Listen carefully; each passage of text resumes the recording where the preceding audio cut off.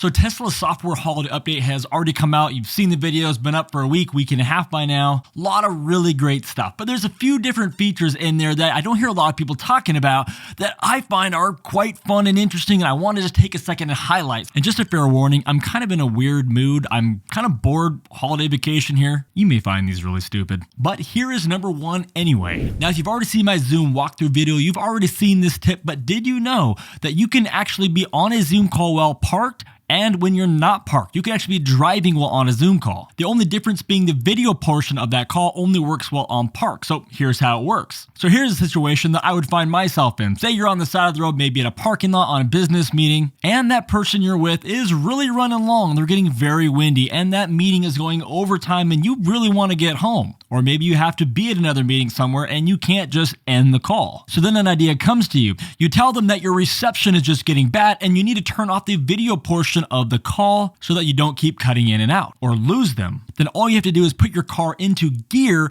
The call will still stay on, and automatically your videos will just turn off. Then you drive to your destination while having the conversation still going, whether you're just listening in on a call or you're actually engaging, it doesn't matter. Then when you get to your new destination, you put the car back in park. If that windbag is still going on, then it will pick right back up on the video side of it, just as if you never left. But unfortunately, it's not quite as sexy as I made that sound. If you were the one that hosted that meeting, so you're the one that started it, as soon as you put your car into gear, it's going to make the other person on the line, whether it's one or someone else is going to end up being the host of that meeting while your video camera is off. Then when you put your car back in park again, automatically it's going to put you back as the host again, and you'll know it because it'll tell you it on your screen. But it's a great feature to have. I know my wife's car, the 2022 Model Y with an AMD chip, it works perfectly good on that. In the United States, I know in other countries right now, like Canada, I believe someone said Argentina, they don't have it yet. You got the update, but you didn't get the Zoom portion of it. Maybe it'll come to you later. Maybe there's regulation. I don't know the reason, but it's a fun one. Next up, the gap in the iPhone call log is much better. Now, I'm throwing this one in there because I didn't mention it in my last overview video, and I believe it's kind of important. In the past, if you wanted to look at your previous calls, you could do that, but if you're driving, trying to keep your eyes on the road, and you reached over to try to press one of those numbers, they were so close together, you were surprised sometimes who was actually on the line. Oops, sorry, called the wrong number. When no, you just, it's too easy to hit the wrong one. So now they've spread the gap out. It's a lot easier to hit the right number. And you know what? Maybe it's not that big a deal, but it's one more thing that does make that car just a little bit better. One of those little bugs finally worked out, so I'm glad to see it. Next up, and you got to forgive me for this one, but you can now keep an eye on anything going on inside of your car while you're not in it. And yes, I'm talking about dog mode, but really now it's just watch over my car mode.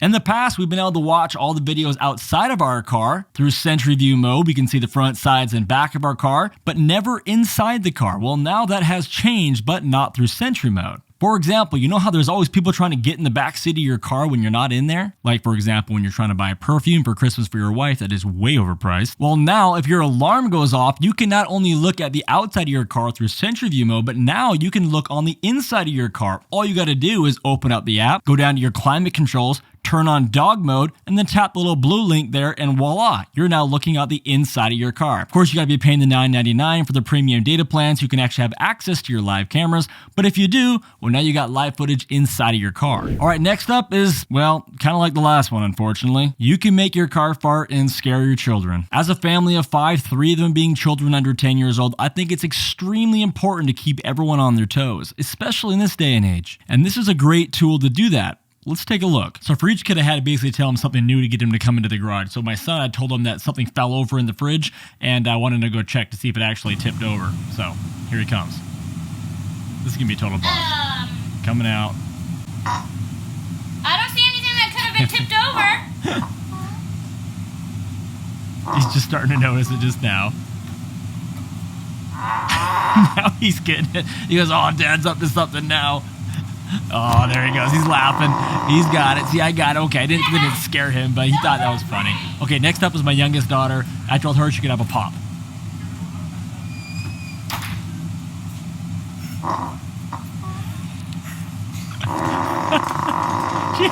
She's so focused on the pop. You get little giggles at her.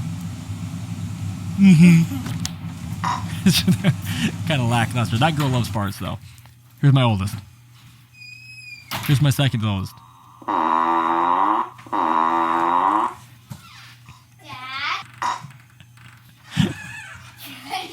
Did you fart? She says, I think the car is farting. Okay, I totally didn't scare him, but it was still fun. Like I said, I'm sorry. You should probably just unsubscribe. All right, and last, and this one is a little more serious, and that is the turn signals automatically turning off.